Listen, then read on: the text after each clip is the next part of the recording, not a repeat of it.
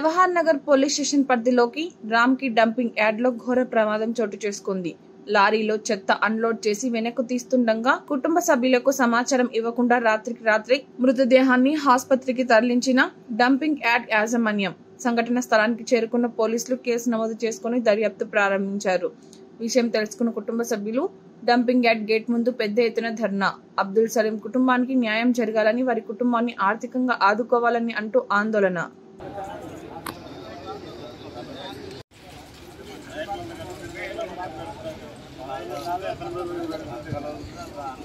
signal